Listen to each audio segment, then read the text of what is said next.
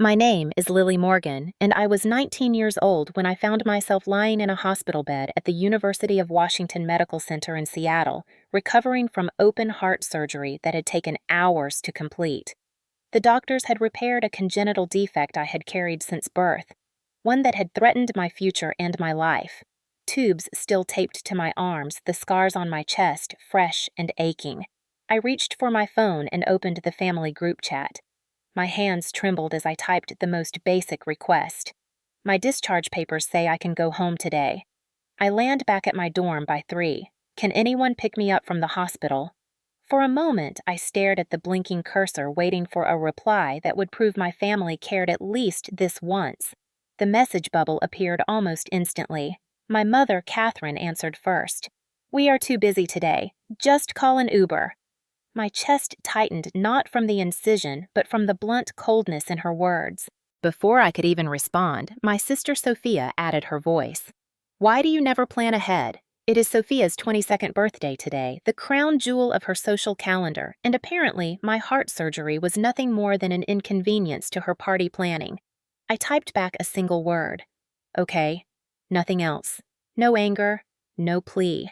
Just the hollow resignation of someone who has learned not to expect kindness from the people who should give it most freely.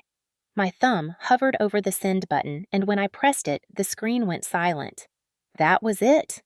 The conversation ended as if I had asked about the weather instead of begging for a ride after open heart surgery.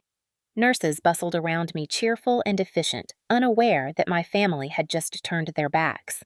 Nurse Kelly, a woman in her 40s with kind eyes, touched my arm and said gently, "Do you have someone coming to get you?" I lied automatically the way neglected children learn to do. "Yes," I said, "my family is coming." "Family is." She smiled relieved, and I forced a weak smile back even as my throat burned. I told myself it was fine.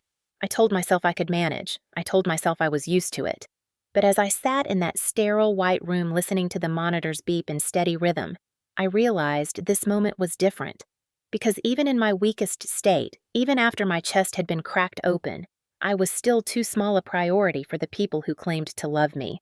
And yet, what I did not know was that my phone would soon explode with 48 missed calls in a single hour. Not from concern, not from love, but from panic. Because of who stepped in when my family chose not to. That was the beginning of everything. If you have ever been abandoned by family when you needed them the most, you know the silence that follows is louder than any scream. You know how your body shakes not just from physical weakness, but from the knowledge that blood is not always thicker than water. I sat in the wheelchair as the nurse pushed me down the long hallway, discharge papers folded in my lap, my phone heavy in my pocket. Every beat of my heart felt uncertain, stitched together by the hands of surgeons and fragile trust in strangers. I wanted to believe maybe my mother would change her mind. Maybe Sophia would realize her cruelty. Maybe someone in that family thread of 17 relatives would remember that I had just survived major surgery. But the chat stayed quiet. The last words there were mine. Okay, a fossil of my worth to them preserved in pixels. When we reached the hospital entrance, the automatic doors whooshed open and a gust of cool Seattle air swept across my face.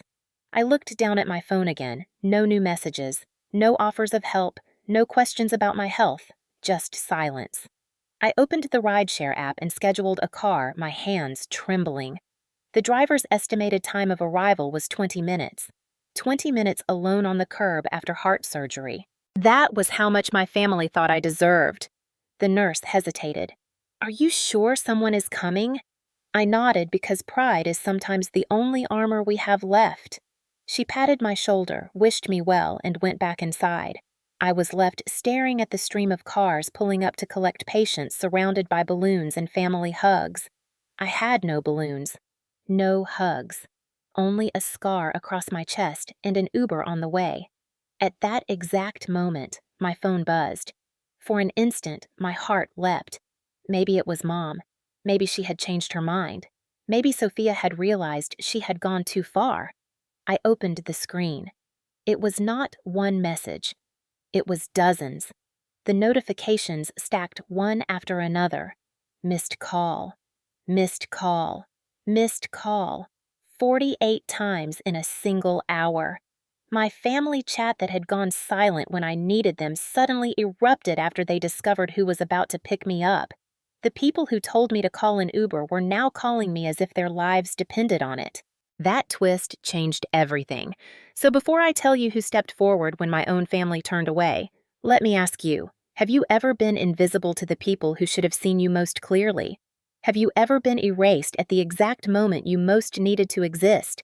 If you have, share your story in the comments because stories like these remind us that we are not alone.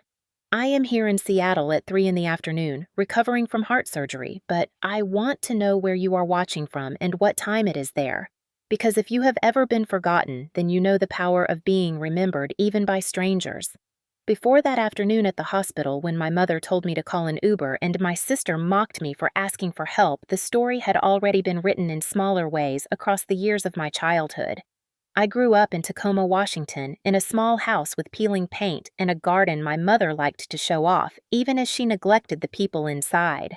My earliest memories were filled with comparisons. My mother, Catherine Morgan, had two daughters, Sophia and me, and she decided early who would be the crown jewel and who would be the shadow. Sophia, 3 years older, had golden hair and a smile my mother called camera-ready. I, Lily Morgan, had darker hair, quieter eyes, and a tendency to spend hours with books. In our home, beauty and charm were currency, and Sophia had both. From the beginning, my mother made it clear which daughter she would invest in. I remember one birthday when I was 8 and Sophia was 11. My mother rented out a hotel ballroom at the Marriott in downtown Tacoma, complete with a DJ, a cake taller than me, and a guest list that read like a middle school social calendar. That same year when my birthday rolled around, my mother put a single cupcake on the kitchen counter with one candle stuck in the middle. She smiled and said, "Happy birthday, Lily," as if the difference between our celebrations was natural. Sophia had a photographer capturing every smile while I had my cupcake eaten before dinner. Those early patterns carved deep lines into my understanding of what it meant to be part of the Morgan family. There were stars and there were supporting characters, and I was always placed at the kids' table even as I grew older. School was the one place where I felt I could shine. I worked hard, excelled in math and science, and found comfort in the structured logic of equations and experiments. Teachers praised me, classmates asked for help, and for a few hours each day I could believe I mattered. But when I came home with report cards full of A's, my mother would glance at them, shrug, and say, "That's expected. Nothing special." Then Sophia would walk in showing off a new hairstyle or a new cheerleading ribbon, and my mother's eyes would light up as if Sophia had discovered fire. I learned to fold my achievements small to tuck them away where they would not disturb anyone. Because in my house, nothing I did could outshine Sophia. The favoritism went beyond birthdays and attention. It extended into money. When Sophia wanted a new dress for homecoming, my mother handed over her credit card. When Sophia needed a car for college, my mother co-signed the loan without hesitation. But when I asked for $20 to buy lab supplies for a science project, my mother sighed, rolled her eyes, and said, "Why are you always such a burden?" I started working part-time as soon as I was old enough, taking shifts at a small coffee shop near Pike Place Market when we visited Seattle. I saved every tip, every paycheck, because I knew if I wanted anything beyond bare minimum survival, I would have to provide it for myself. The words my mother used still echo. "You are too soft. You need to toughen up. Look at your sister. She knows how to get what she wants." When I was 15, I refused to give Sophia the money I had been saving for a new laptop. My mother's response was not disappointment. It was fury. She slapped me across the face, her rings cutting into my skin, and shouted, "You are ungrateful!" I stood there in shock, my cheek burning, and Sophia smirked from the doorway, satisfied that once again the balance of power had been maintained. From that day on, I learned that even my savings were not truly mine if my sister wanted them. Despite the cruelty, I still longed for approval. Children are wired to seek love from their parents, even when that love is withheld or twisted. I kept hoping that if I worked harder, smiled more, or stayed quieter, maybe my mother would notice me. Maybe she would see me not as the failure or the cautionary tale, but as her daughter. Yet the older I grew, the clearer it became. In her eyes, I was never going to be Sophia. Family gatherings reinforced the hierarchy. At Thanksgiving, my mother would beam at Sophia, praising her latest accomplishments in marketing internships and boyfriends with bright futures. I would sit at the far end of the table, sandwiched between younger cousins, because my mother insisted we needed room for the real couples. Even at 19, a college freshman, I was still seated with the kids. My mother would wave her hand dismissively, saying, "Lily will understand. She is fine there." Fine. That was always the word. Fine was the word that shrank me, that erased me, that turned my hours of studying and working into nothing more than background noise. Sophia was brilliant. I was fine. I remember one Christmas when I was 17. I had spent weeks saving up to buy my mother a nice scarf from a boutique in downtown Tacoma, something she had admired in the store window. I wrapped it carefully and handed it to her by the tree. She opened it, smiled briefly, then set it aside. An hour later, Sophia presented her with a simple framed photo of the two of them from a summer vacation. My mother burst into tears, hugging Sophia tightly, declaring it the most thoughtful gift she had ever received. My scarf lay forgotten on the floor, the tag still attached. That was the night I stopped trying to compete. Looking back, the signs were everywhere. My mother did not just favor Sophia. She actively diminished me, ensuring I stayed in my place as the expendable daughter. Sophia learned to play along, exploiting the dynamic, always quick to remind me that she was the one who mattered. Whenever she needed money for a trip or a dress, she would corner me, and if I resisted, my mother would intervene with harsh words or worse. It was a cycle of control, one I did not yet know how to break. By the time I left for college at the University of Washington in Seattle, I carried more than textbooks in my backpack. I carried years of silence, resentment, and unhealed bruises, both physical and emotional. I thought maybe distance would help, that being away from Tacoma would give me space to become someone else. But my phone still buzzed with group chats full of Sophia's victories and my mother's endless praise for her. When I shared updates about my classes or my part-time job, the messages were ignored or brushed aside. Sophia's new boyfriend was more interesting than my scholarship. Sophia's weekend party was more worthy of discussion than my shift at the coffee shop. I was living in Seattle, but emotionally, I was still at the kids' table in Tacoma. And so by the time I faced the diagnosis that would lead to open heart surgery, the foundation had already been built. I had been trained to expect neglect. I had been taught that my needs were an inconvenience. I had been conditioned to believe that asking for help would be met with dismissal or scorn. My childhood was not just a series of isolated events. It was a pattern woven tightly into the fabric of my life. That is why when I texted my family the day of my discharge and received cold replies, I was not shocked. I was disappointed, yes. I was hurt, yes. But shocked, no. Because this was not new. This was simply the largest version of what had always been true. By the time I entered my second semester at the University of Washington, the gap between how my mother treated Sophia and how she treated me had widened into a canyon. What had started as favoritism in childhood grew into a system of rules where Sophia received privileges and I was left to fend for myself. It became more obvious as adulthood demanded resources. When Sophia wanted a car for college, my mother proudly posted pictures of her posing with a new silver Honda Civic, the caption reading, "So proud of my girl. Hard work pays off."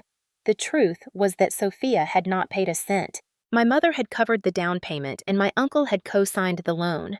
When I asked for help with a bus pass so I could get to my part-time job, my mother told me bluntly, "You are old enough to figure it out yourself." That was the difference. Sophia was an investment. I was a liability. To keep up with tuition, rent, and books, I worked as many hours as I could at a small coffee shop near Pike Place Market in Seattle.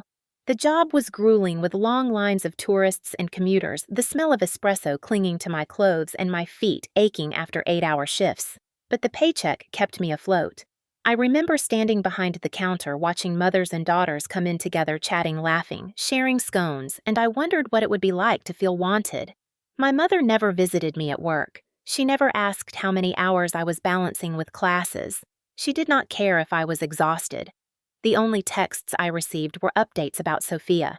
Sophia had a new boyfriend. Sophia got promoted at her internship. Sophia was planning another trip, this time to Cabo. My mother's messages were filled with emojis, exclamation points, and pride. When I sent updates about my grades or the fact that I had been chosen as a lab assistant, there was silence. It was as if my achievements disappeared into a void, while Sophia's smallest triumphs were celebrated like Nobel Prizes. The neglect did not just wound me, it isolated me. At family gatherings, relatives followed my mother's lead. They asked Sophia about her plans, her outfits, her boyfriends. When they turned to me at all, the questions were shallow.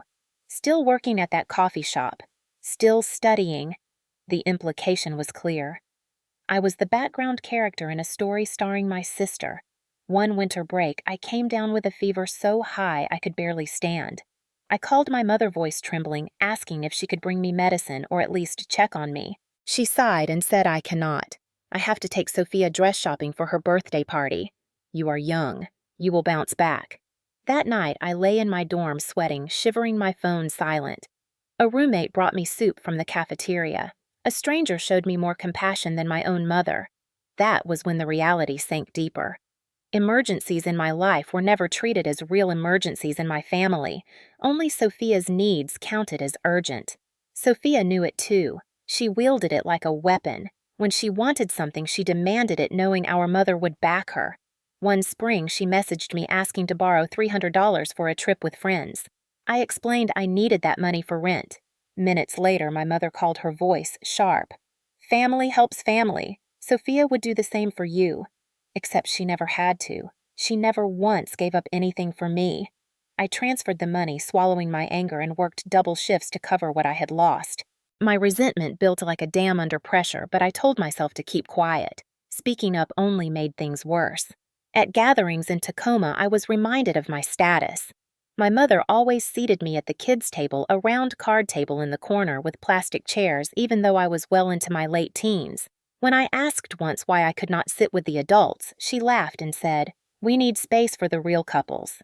Sophia and her boyfriends were always placed in the center, basking in attention, while I sat with cousins half my age.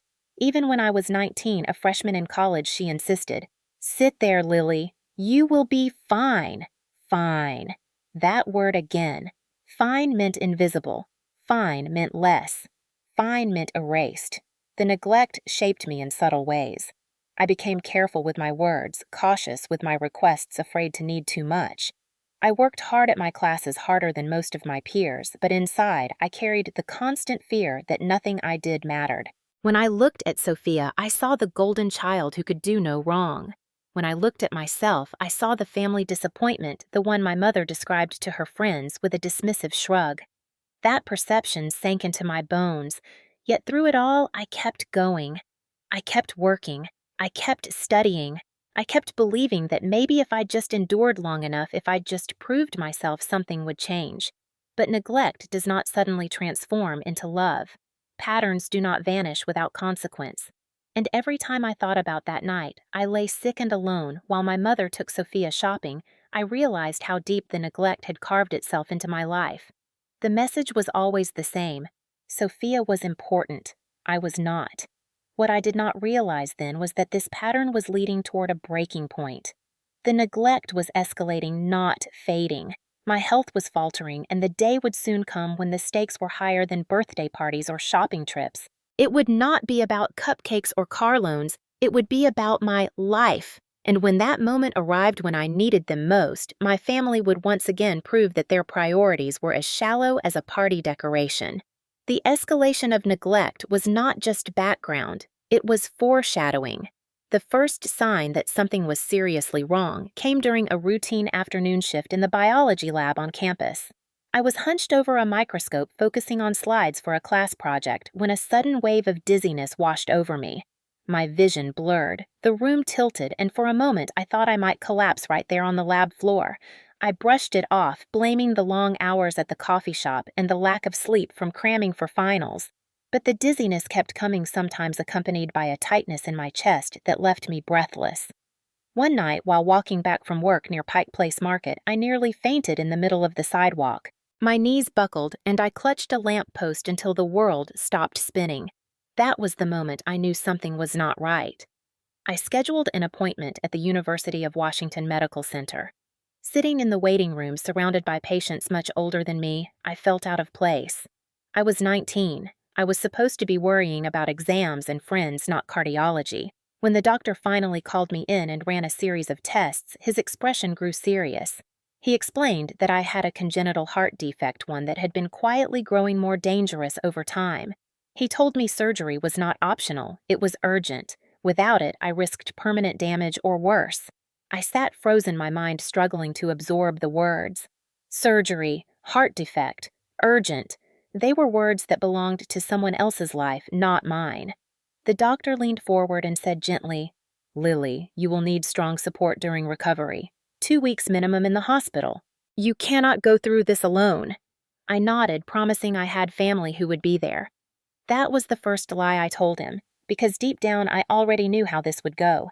I knew what would happen when I told my mother. That evening, I opened the family group chat and typed carefully. "I have been diagnosed with a heart condition.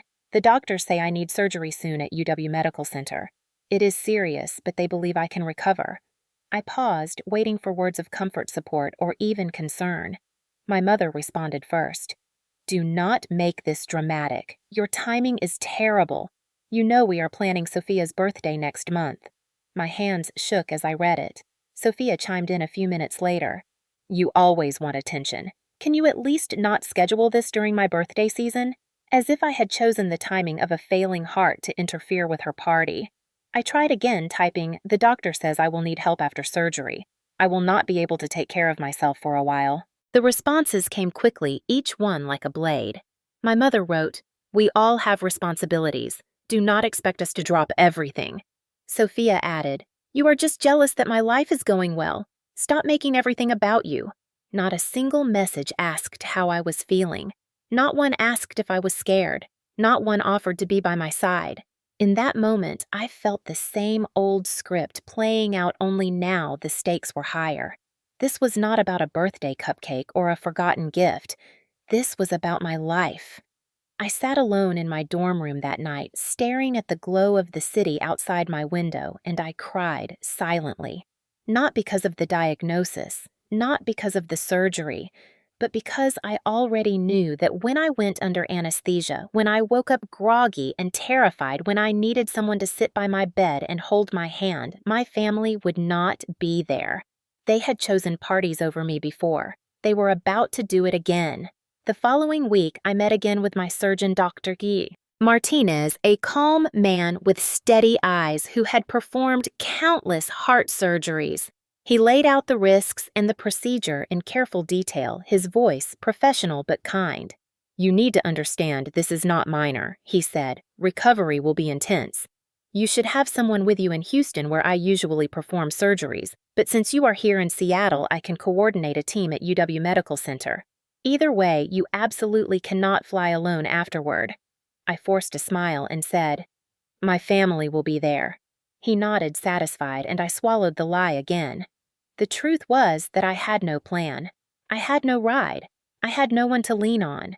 The fear pressed down on me heavier than the diagnosis itself. I thought of Sophia's glittering birthday invitations being sent out, her name printed in gold foil, her party booked at the Fairmont Olympic Hotel in downtown Seattle. My life was hanging in the balance, and my mother's priority was choosing centerpieces. The contrast was almost absurd if it had not been so cruel. As the surgery date approached, I found myself shrinking into silence. I did not tell friends at school. I did not want to burden them. I worked my shifts at the coffee shop, smiled at customers, and kept the secret locked inside. At night, I would press my hand against my chest, feeling the irregular beats, wondering if I would even wake up after the operation. In my head, I rehearsed what I would say to my family again and again, searching for a way to make them care. But there was nothing I could write that would break through the wall of indifference. When the day finally arrived, I checked into UW Medical Center with a small bag of clothes and books. I walked through the sterile hallways past rooms filled with families comforting patients and felt the ache of absence. No one walked beside me. No one held my hand. No one said, "You will be okay." I signed the forms put on the hospital gown and tried to steady my breathing. The nurse asked, "Is someone coming to sit with you?" I lied again. "Yes. They will be here soon." As the anesthesia mask was lowered onto my face, panic clawed at me. I thought of Sophia blowing out candles on her expensive cake, my mother fussing over decorations while I lay unconscious on an operating table. My blood pressure spiked and Dr. Martinez noticed. He touched my arm and asked, "What is wrong?" I whispered, "I am worried about letting people down." He looked at me puzzled. "You are about to have heart surgery, Lily. The only person you need to think about is yourself." If only it were that simple. When I opened my eyes after surgery, the world was blurry and the steady beep of monitors filled the room. My chest burned with every breath, and the weight of the bandages reminded me of how close I had come to losing everything. The first face I saw was not my mother's. It was Nurse Kelly, her eyes warm with concern as she held my hand.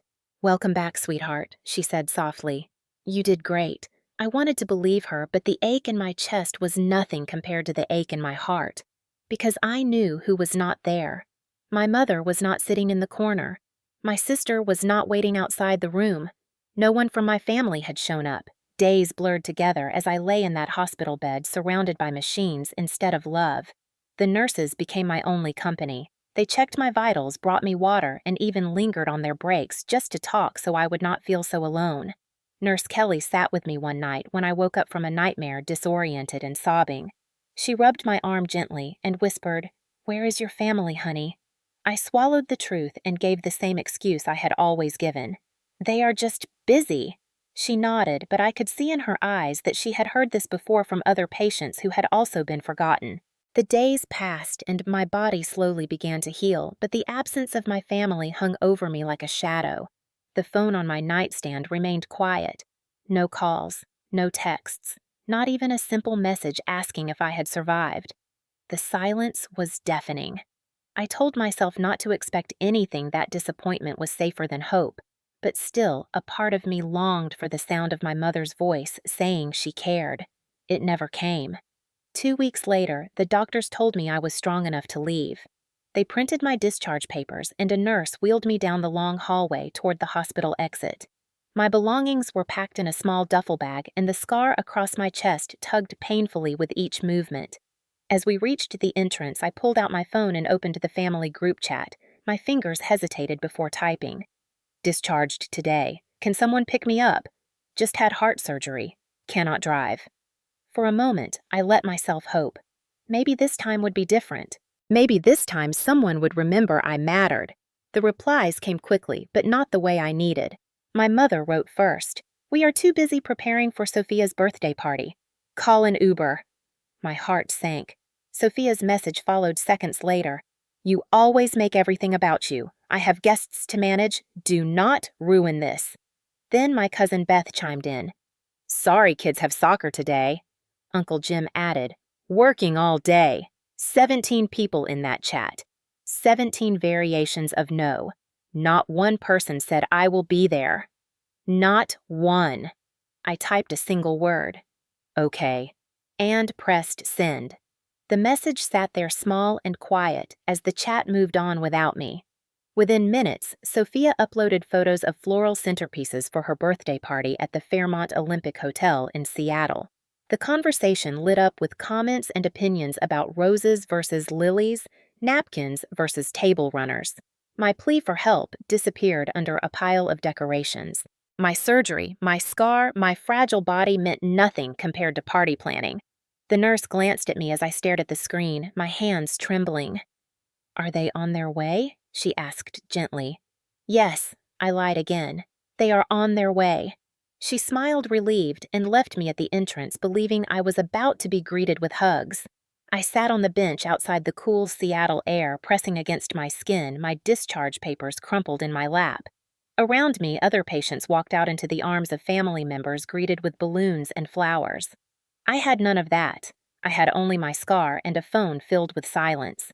I opened the rideshare app and ordered a car. Arrival in 20 minutes. That was how much I was worth to my family, less than a drive across town, less than the time it took to choose flowers.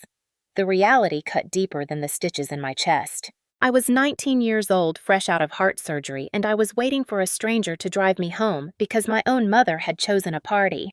As I sat there, dizziness threatening to pull me under, I thought about all the years that had led to this moment. The birthdays where Sophia was celebrated and I was ignored. The nights I had worked double shifts to cover expenses while my sister was handed money without question. The fever that left me shaking in my dorm while my mother went shopping. Every slight, every dismissal, every comparison, it had all been building to this. Now it was not just about favoritism. It was abandonment in its rawest form. My mother had made her choice, and it was not me. I leaned back against the bench, clutching my chest, and whispered aloud, "They do not care." The words tasted bitter but true. I told myself to stop expecting otherwise.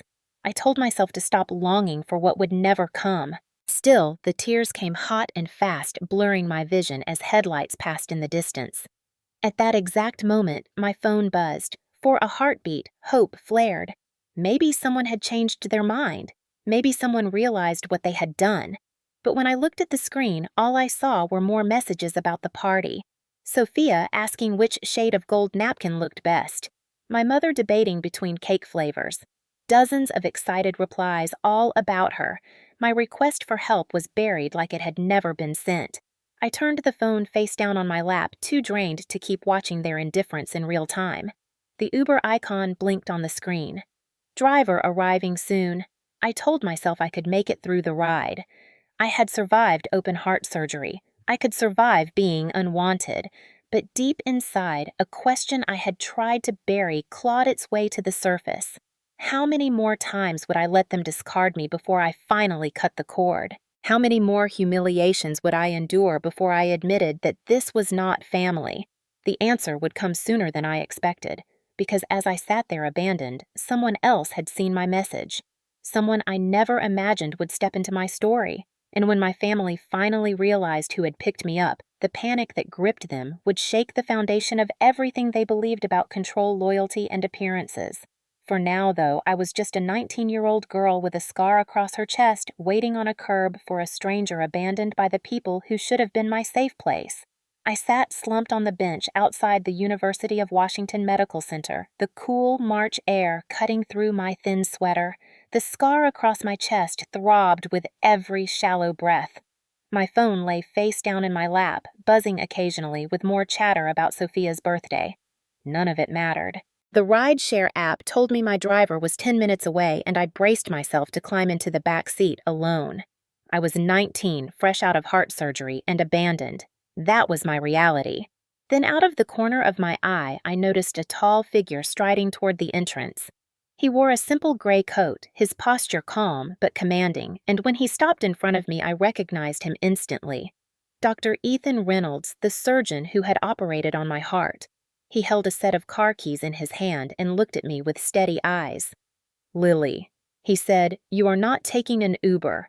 I blinked, confused, words stuck in my throat. He continued, "I could not let you walk out of here alone. I am taking you home." For a moment, I could not speak. Why would he, a renowned surgeon with countless responsibilities, take time for me? As if reading my thoughts, he added, "You spent hours under my care. I do not just walk away afterward when I know the patient has no one waiting. Besides, your father, Michael, is an old colleague of mine. He called me years ago about his daughters. I promised I would look out for you if I ever could." The revelation stunned me. My father, who had left Tacoma years ago for Portland, had been silent for so long. And yet here was this man honoring a promise my father never managed to keep. Dr. Reynolds reached down and gently lifted my duffel bag, slinging it over his shoulder. "Come on, Lily. Let's get you settled properly." I stood shakily, clutching my discharge papers, and followed him to the parking lot. Parked near the curb was a modest black sedan, not the sleek luxury car one might expect from a surgeon of his stature. He opened the passenger door for me with practiced ease, as if he had done this countless times for others. The simple gesture brought tears to my eyes. A stranger was treating me with more care than my own mother. Once I was settled inside, he handed me a bottle of water and said, "Sip slowly. You need fluids, you." Then he started the car and pulled into traffic with calm confidence. The silence between us was not awkward. It was heavy with unspoken truths. Finally, he spoke. "I know you texted your family. I also know they did not come." His voice carried no judgment, only quiet certainty. I stared out the window, embarrassed. "They are busy," I murmured. He shook his head slightly. No, they chose not to come. There is a difference. We drove through the gray Seattle streets, the Space Needle rising faintly in the distance. I thought about all the times my mother had chosen Sophia's needs over mine. I thought about the cupcake birthdays, the nights I worked double shifts, the fever that left me alone while they went shopping. Now this. My chest ached, not from the surgery, but from the weight of realization. Dr. Reynolds glanced at me again. You deserve better than this, Lily. I did not answer. I was afraid that if I spoke, the dam inside me would break. When we reached my dorm building, he parked the car and turned to me. Listen carefully. You are not alone in this. I have already arranged for a visiting nurse to check on you daily. She will bring meals, monitor your recovery, and make sure you are safe. I opened my mouth to protest, but he raised a hand gently. Do not argue. You give everything to everyone else. It is time someone gave something to you. His words pierced me. For years, I had been the giver, the one who sacrificed, the one who kept quiet. No one had ever insisted I deserved care. The tears came fast, and I covered my face ashamed. He waited patiently until I could breathe again. Then he added, There is something else. Your professors know what happened. I spoke to them. You will not fall behind in your classes. We will make sure of that. I nodded weakly, overwhelmed. That night, after he left me with a fridge stocked with simple meals and a vase of sunflowers sent by the pediatric ward, I finally picked up my phone. The screen lit up with notifications. 48 missed calls, 17 voicemails, over 100 texts. My family group chat had exploded. Mom, why was Dr. Reynolds with you? Sophia, do you realize how embarrassing this is? Aunt Carol, how do you know him? Uncle Jim, he is a big deal in medicine. My mother again, call me immediately. Sophia again, you always find ways to humiliate us.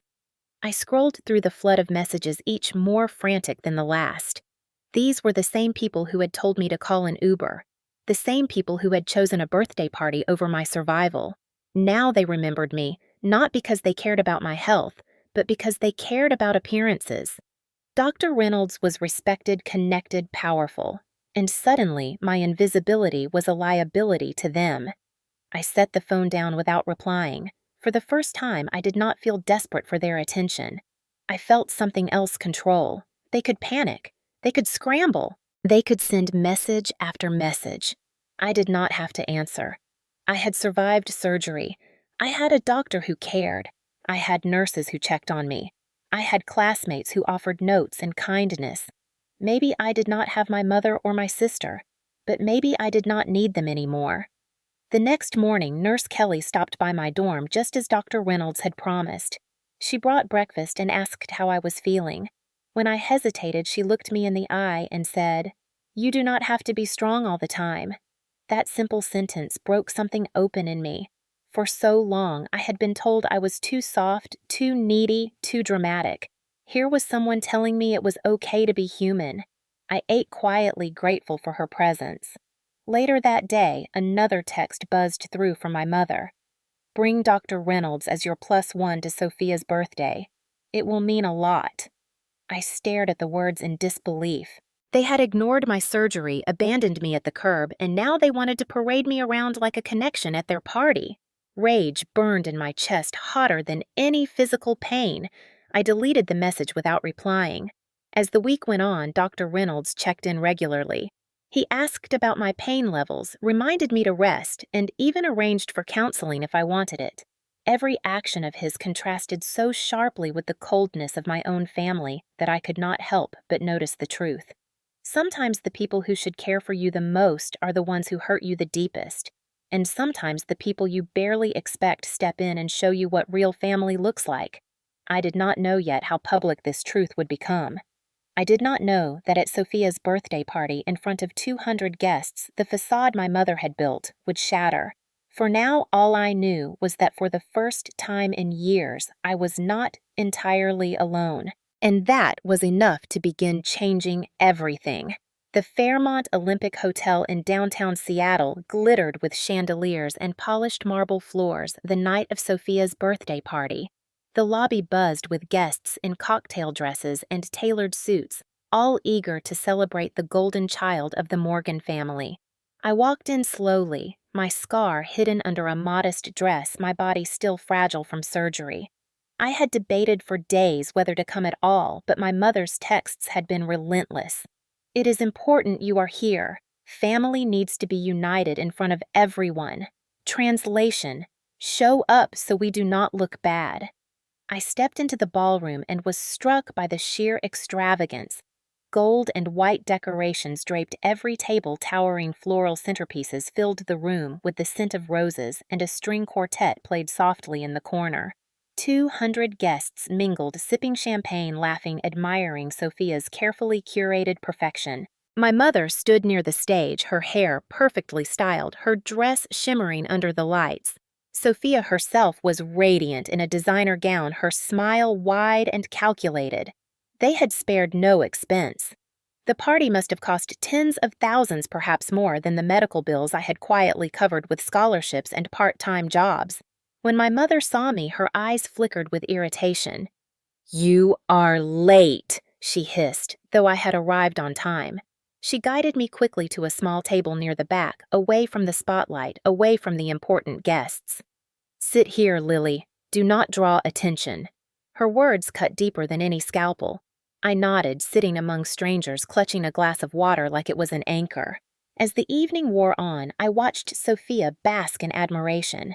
Guests toasted her beauty, her career prospects, her bright future. My mother floated from table to table, boasting about her eldest daughter, painting her as a rising star in marketing.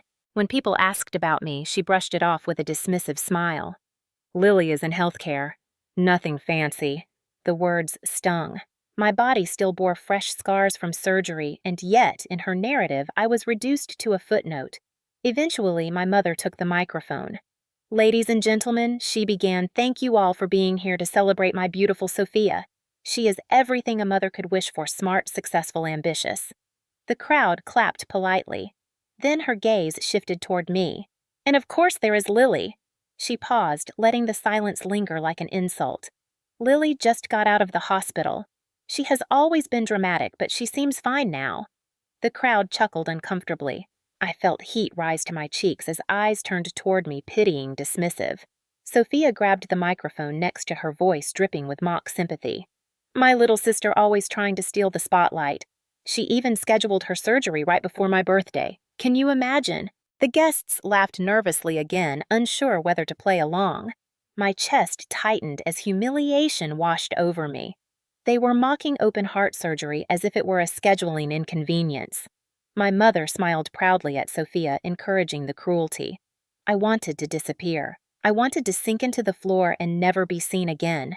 My heart pounded not from weakness this time, but from rage. How could they reduce my survival to a punchline? How could they belittle the pain I had endured while they picked out flowers and cakes? I sat frozen, nails digging into my palms, fighting the urge to scream. As the night continued, the attacks grew bolder. At one point, my mother leaned into the microphone again and said, "You know, Lily could not even arrange a ride from the hospital. She expected us to drop everything for her. Can you imagine such selfishness?" The room erupted in scattered laughter. I felt my face burn as I stared down at the tablecloth. 200 people had just witnessed my family humiliate me publicly. My chest ached and I fought back tears. But not everyone laughed. A few guests shifted uncomfortably in their seats. I caught the eye of an older woman at a nearby table who frowned and shook her head slightly as if she too recognized the cruelty. For the first time, I realized that maybe, just maybe, the facade was beginning to crack. Still, the weight of humiliation was crushing.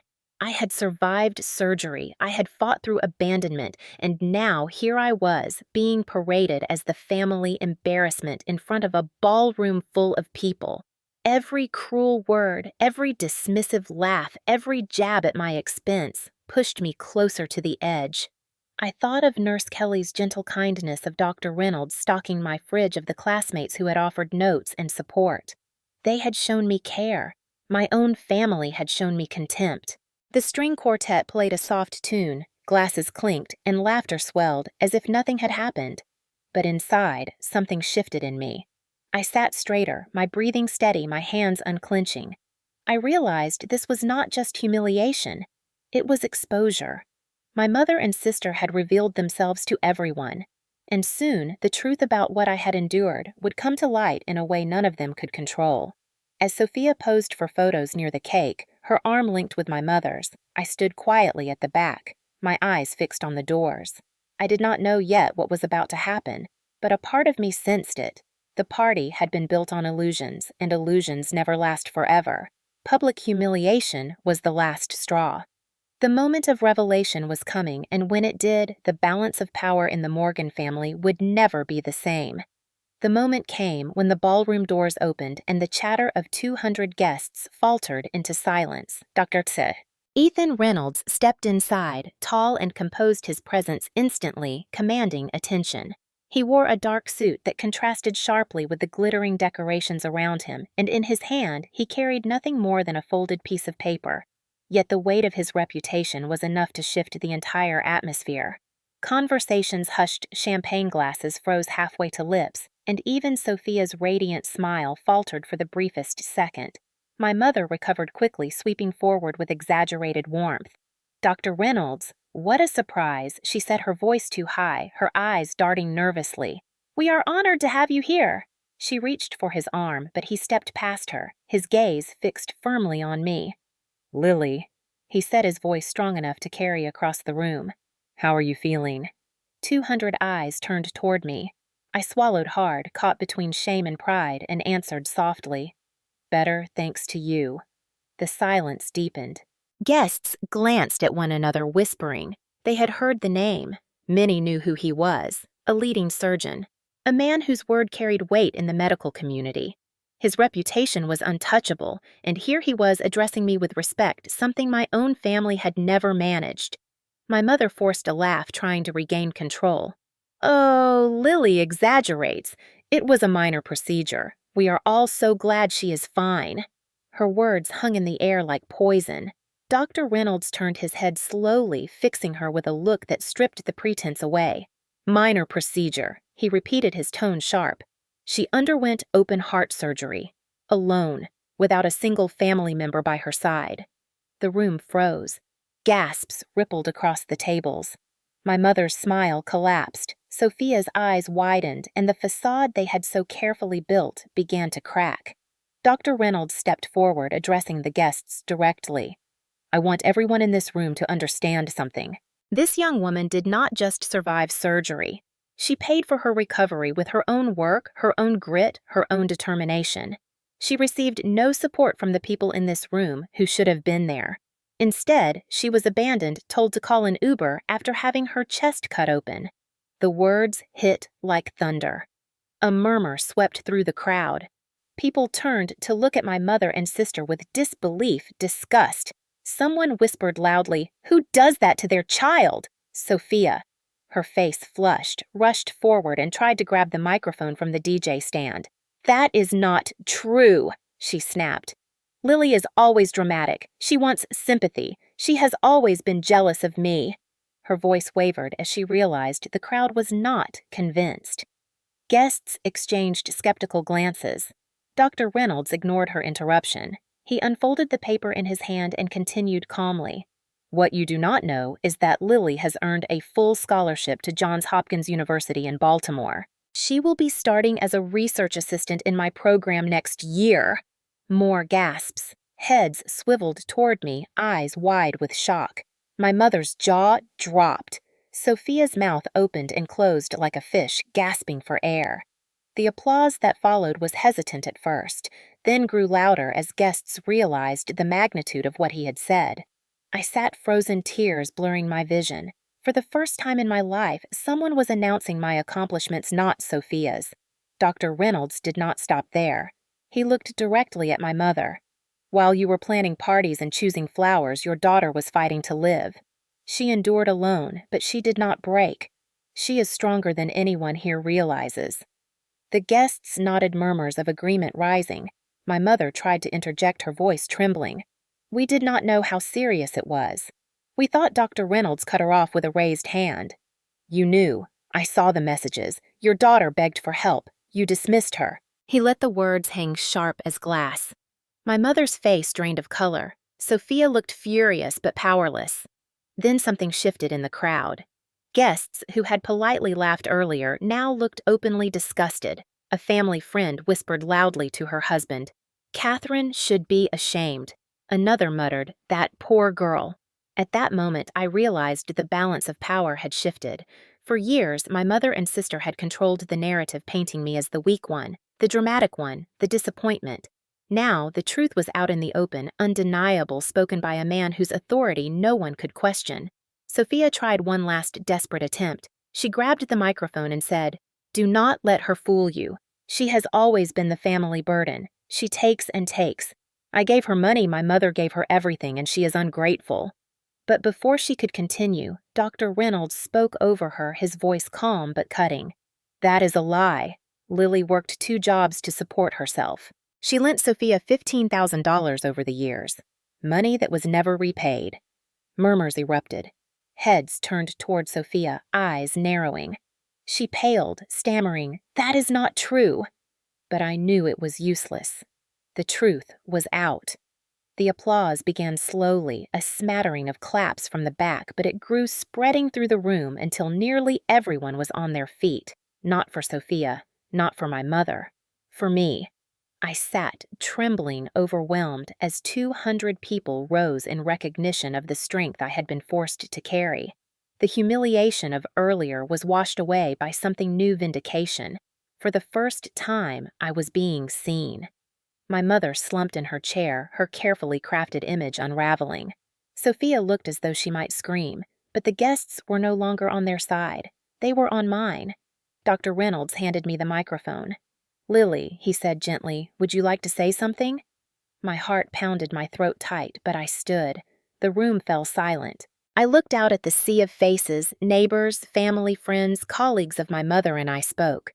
"I had open heart surgery 2 weeks ago. I asked my family for a ride home from the hospital. They told me to call an Uber." Gasps again. I swallowed and continued. "I sat on the curb outside the hospital, alone, stitches in my chest, while they debated centerpieces for this party." A wave of murmurs swept the room. I took a deep breath. Family is supposed to show up. They did not, but Dr. Reynolds did. My professors did. My classmates did. The nurses did. That is what family looks like. The room erupted in applause, louder than before, people shouting, "Bravo," shaking their heads at my mother. My mother's friends stared at her in horror. Sophia's boyfriend shifted uncomfortably away from her. My mother opened her mouth as if to argue, but no words came. For once, she had nothing to say. That was the revelation. The facade shattered. The truth laid bare. And in that moment, I realized I did not have to beg for love from people who thrived on withholding it. I had survived their neglect, and now I was free to choose who I let into my life. The aftermath of that night rippled out faster than I ever could have imagined. The applause had barely died down when whispers filled every corner of the ballroom. Guests who had known my mother for years leaned in close to one another, their voices sharp with judgment. "I cannot believe she left her daughter after heart surgery. Who chooses party decorations over their child's life?" Faces that once beamed at my mother now looked away, some with pity, others with open disdain. Catherine Morgan, the woman who had carefully crafted an image of the perfect mother and socialite in Tacoma, was exposed, and the judgment in that room was only the beginning. Sophia tried to salvage the night, forcing a smile as she cut the towering cake, but the photographers captured more than frosting and candles. They captured her strained expression, her mother's pale face, and the way guests edged away from them. Those photos spread quickly through the networks of family, friends, neighbors, and colleagues. Within days, the story was everywhere in whispers. The Morgans abandoned their daughter after surgery. They cared more about a party than her life. The professional consequences came swiftly. Sophia had just signed a preliminary deal with a local PR firm in Seattle, but when the executives heard the story, confirmed by multiple guests, they quietly pulled the offer. No firm specializing in public image wanted to be associated with someone who mocked her sister's surgery in front of 200 witnesses. Sophia's carefully curated reputation crumbled overnight. Calls stopped coming, meetings were canceled, and the friends who had once orbited her began to vanish. For the first time, she felt what it was like to be invisible. My mother fared no better. In Tacoma, her church circle and book club had always adored her, believing her to be a devoted mother who had sacrificed everything for her daughters. But when members who had been at the party returned with their accounts, the narrative changed. Catherine Morgan left her child to recover alone from open-heart surgery. Catherine Morgan mocked her daughter in public. Catherine Morgan begged for admiration for one child while discarding the other. Within weeks, invitations dried up. Book club members suddenly had conflicts. Church acquaintances no longer saved her a seat. Her reputation built over decades collapsed under the weight of one night's truth. But the personal consequences cut even deeper. Days after the party, my mother called me privately. Her voice was tight, panicked. "Lily, we need to talk. You know I love you. I was just under pressure that night. People misunderstood." I listened silently as she shifted from excuses to desperation. Finally, she said what she had really called for. "I need your help. I need $60,000. The words landed like ice in my chest. She explained quickly that the party had been more expensive than she anticipated. She had borrowed against her mortgage, maxed out credit cards, and owed vendors. If she could not pay, she would lose the house. Her voice cracked. "You are successful now, Lily. You have opportunities. You can help me. Family helps family." For a moment, I was transported back to all the times she had said those words to coerce me into giving Sophia money. Family helps family. When I was 15, handing over savings for a dress. When I was 18, wiring Sophia rent money while I skipped meals. Always helping, never receiving. Now, after abandoning me on a hospital curb, my mother was begging for $60,000. The number hung in the air like an accusation. I spoke quietly but firmly. "Mom, you chose Sophia's birthday over my life.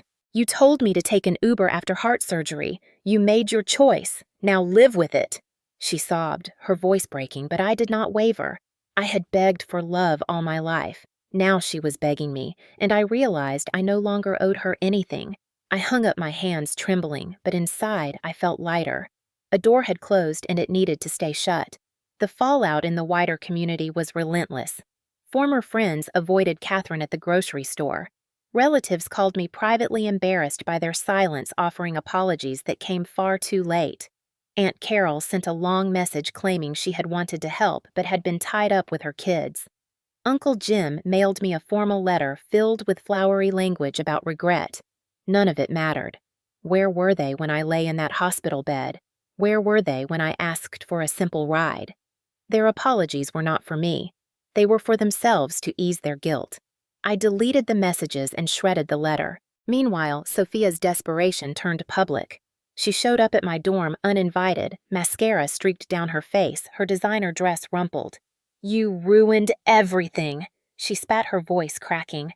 "Robert's firm lost a major client because of you. Dr. Reynolds controls contracts worth millions, and now we have nothing." She paced, frantic. "I need you to talk to him. Tell him we are good people. Help us." Her hands shook as she reached for mine. "Please, Lily. We are sisters. You cannot abandon me." I pulled my hand away, calm and cold. "You abandoned me first, Sophia. At the hospital. At the party. Every day of my life." She froze, tears streaming, then whispered, "I will never forgive you." I nodded. "I do not need your forgiveness." The consequences continued to spread. The PR firm that had cut ties with Sophia issued a statement about valuing integrity and empathy. Whispers in Tacoma grew louder, neighbors discussing the Morgans over fences and at grocery store checkouts. Catherine became the subject of ridicule rather than admiration. Sophia's social media accounts, once filled with glamorous photos, became flooded with critical comments. People asked why she mocked her sister, why she cared more about napkins than family. She disabled comments eventually, but the damage was done. For me, the consequences were different. Invitations poured in from medical conferences and advocacy groups. Dr. Reynolds introduced me to colleagues who respected resilience. Professors asked me to speak about perseverance. The story that had humiliated me was now a platform. I found myself at the center of a conversation about toxic families, resilience, and chosen families. Strangers wrote to me saying my experience gave them strength to leave abusive households. My pain had become purpose, but the most important consequence was internal. I no longer flinched when my phone buzzed with family messages. I no longer hoped for their approval. I no longer begged to be seen. I had survived without them. I had built a life without them. And now, I had no intention of turning back. Still, the image of my mother crying on the phone haunted me. $60,000, the desperation in her voice, the thought of her losing the house where I grew up. But then I remembered all the nights I had sat at the kids' table while Sophia basked in glory. I remembered being slapped for refusing to give up my savings. I remembered lying in bed with a fever while my mother took Sophia shopping. I remembered sitting alone on a hospital curb. My compassion warred with my scars, but the scars were deeper. I chose myself. 1 week later, I walked past the Fairmont Olympic Hotel again. Another event was being held, glittering lights spilling out of the windows. I paused, staring up at the ballroom where my life had shifted. That night had destroyed my family's facade, but it had freed me. I whispered to myself, they chose her. I choose me. And then I walked on my steps, steady, my heart stronger than it had ever been. 6 months after that night in the Fairmont Olympic Hotel ballroom, I stood on the stage of a lecture hall in Baltimore, Maryland, staring out at an audience of healthcare workers, professors, and students. Behind me, a banner read Healthcare Heroes Summit. In front of me sat 200 people waiting to hear my story. My palms were damp. My heart thudded, but this time it was not fear. It was purpose. I began simply. My name is Lily Morgan. I am 19 years old, a nursing student at Johns Hopkins University, and I want to talk about invisible labor. The room grew quiet, the kind of silence that comes from attention, not contempt. I told them what it was like to grow up as the forgotten child, to give and give while receiving nothing to be abandoned after open heart surgery, told to call an Uber while my family debated party decorations. Faces in the crowd softened, heads nodded, some eyes filled with tears. For the first time, my voice was not small. It filled the room. When I finished, the applause was thunderous. People stood clapping, some wiping their eyes. Dr. Ethan Reynolds watched from the back, his expression proud. He had been more than a surgeon to me. He had become a mentor, a guide, almost like the father I wished I had known better. In Baltimore, I built a life that was mine alone. I rented a small apartment near campus, filled it with books and sunflowers, and poured myself into my studies. I joined Dr. Reynolds' research program, working late nights in the lab, and for the first time I felt seen for my intellect, not dismissed for my existence. But the healing was not just professional, it was personal. I began therapy, something I had resisted before, afraid to peel back the layers of neglect. My therapist, Dr. Hayes, helped me understand that my family's failures were not reflections of my worth. You were not too much, she said one day. You were never too much. You were simply with people who gave too little. Those words cracked open a cage I had lived in for years. Slowly, I let go of the desperate need for my mother's approval. Slowly, I learned that boundaries were not cruelty. They were survival. Meanwhile, back in Tacoma, the decline of Catherine and Sophia continued. My mother's social circle never fully recovered. She was whispered about in church pews, avoided in book club, quietly removed from committees she had once dominated. Her reputation as a devoted mother was gone. Sophia, once the darling of her peers, lost job opportunities as her story circulated.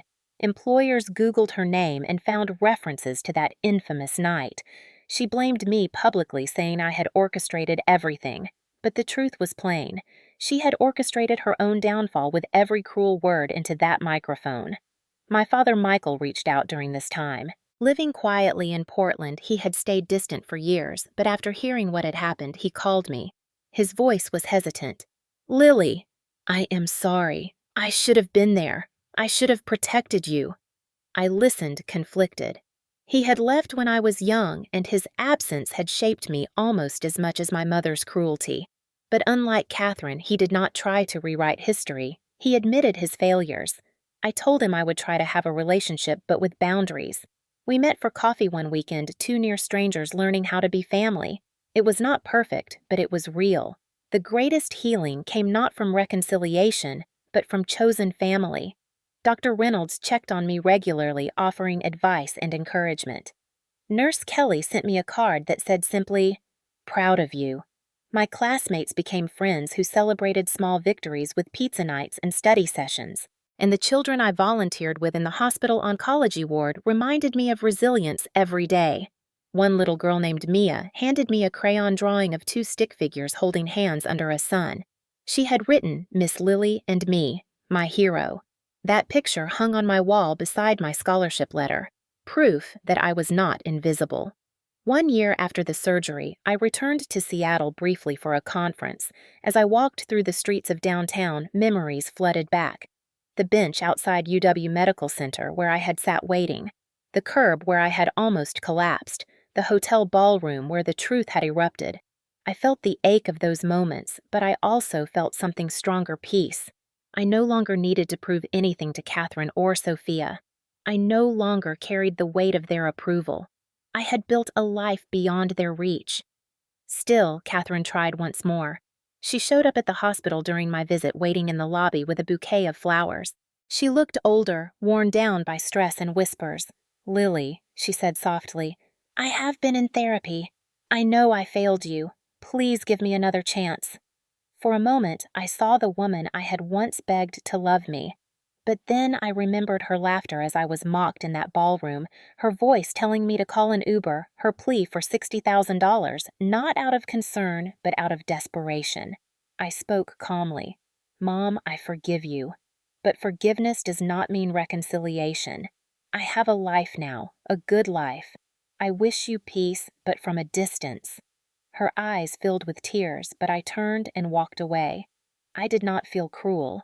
I felt free. Sophia sent a message months later, bitter and sharp. "You are really going to abandon your family?" I replied with the truth. "I did not abandon anyone. I stopped abandoning myself." She never wrote back. In Baltimore, I continued to grow. I launched a fund for medical students from difficult family backgrounds, calling it the Boundaries Project.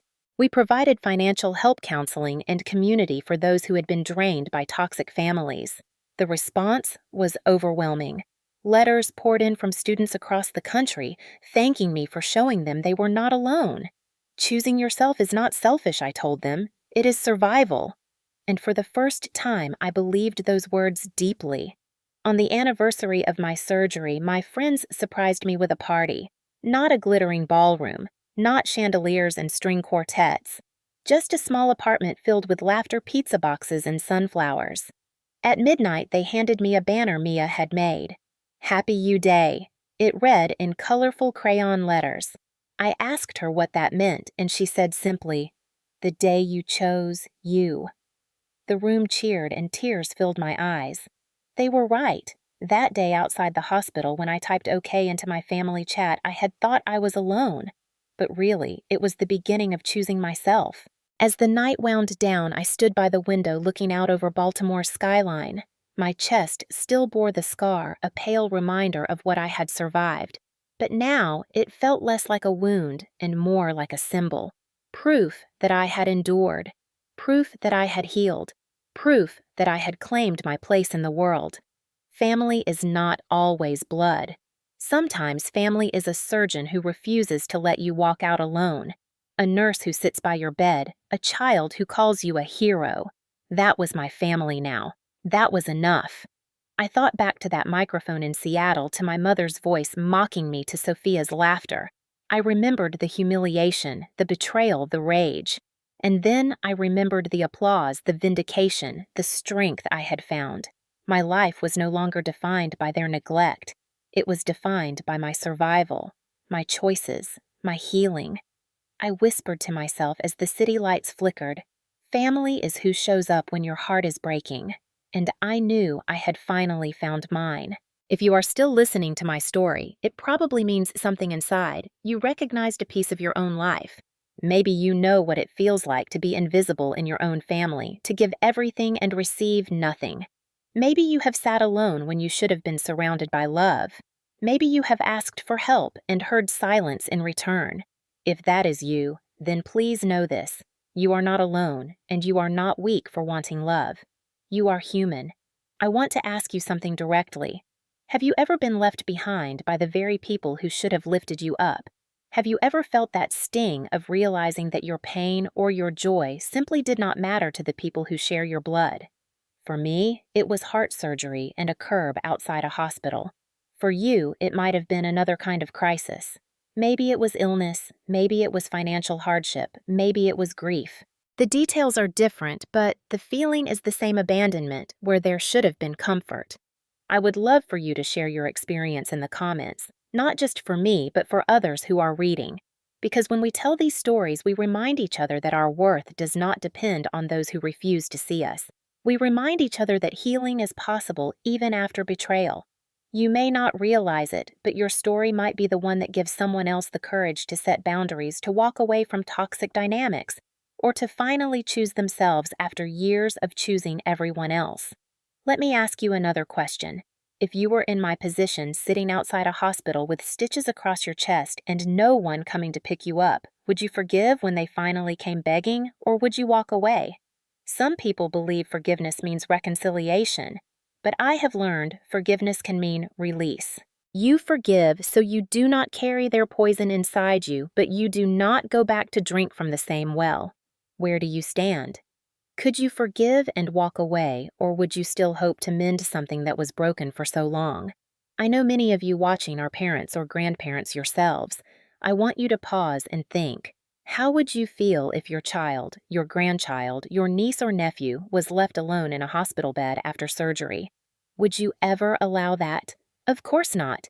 Real love shows up even when it is inconvenient, even when it is messy. That is why I believe so many of you will understand the depth of my pain and also the relief of building a chosen family that finally shows up. This community we are building here is not just about watching stories. It is about creating a space where we say out loud what many of us were taught to hide: that families can be cruel, that favoritism can destroy lives, that abandonment leaves scars deeper than surgery ever could, but also that resilience is real, that chosen families exist, that healing is possible. If you have ever been told you were too soft, too dramatic, too much, please write in the comments, "I was never too much," because you were not. You were simply around people who gave too little. I want this section to be a place where we stand together not as forgotten children, but as survivors who refuse to be silenced anymore. Now I will speak directly to those who may be wrestling with boundaries. Setting boundaries with toxic family members can feel like betrayal. I used to think it was selfish. But boundaries are not walls of cruelty. They are doors of protection. They are the way we keep ourselves safe when others have proven they cannot be trusted with our hearts. If you are struggling with this, I invite you to write down one boundary you wish you had the courage to set. Maybe it is saying no to financial manipulation. Maybe it is refusing to be mocked in public. Maybe it is simply not answering the phone when the guilt trips begin. Write it down, share it here if you are comfortable, and know you are not alone in taking that step. Some of you may ask, did you ever regret cutting ties? My answer is no. I regret the years I spent begging to be loved by people who thrived on withholding it. I regret the hours I sat at the kids' table, the nights I cried myself to sleep, the money I handed over while I skipped meals. But I do not regret choosing myself at last, and I hope you will not either. So here is my challenge to you: choose one way this week to put yourself first. It does not have to be dramatic. It could be saying no to an obligation you do not want. It could be taking an afternoon to rest without guilt. It could be telling someone, "I matter too." Then come back and tell us in the comments what you did. You might be surprised how powerful it feels. I also want to hear from you. What does family mean to you now? Has your definition changed? For me, family is not blood. Family is who shows up when your heart is breaking. For me, family is a surgeon who refused to let me walk out alone, a nurse who sat by my bed, a little girl who drew me as her hero. That is family. What is it for you? Finally, if this story spoke to you, if you felt seen in my words, please take a moment to subscribe. Not just because it helps this channel, but because it connects you to a community of people who understand. Every week, we share stories of survival, of resilience, of boundaries and healing. And every week, people in the comments remind each other that they are not alone. You could be the person who encourages someone else to take their first step toward freedom. So I ask you, have you ever been abandoned by the people who should have loved you most? Have you ever had to stand up at last and say enough? And if so, what gave you the courage? Tell us. Your words matter. Your experience matters. You matter. Choosing yourself is not selfish. It is survival. And maybe, just maybe, it is the first step toward a life where you are finally free to breathe, to heal, and to be loved the way you always deserved.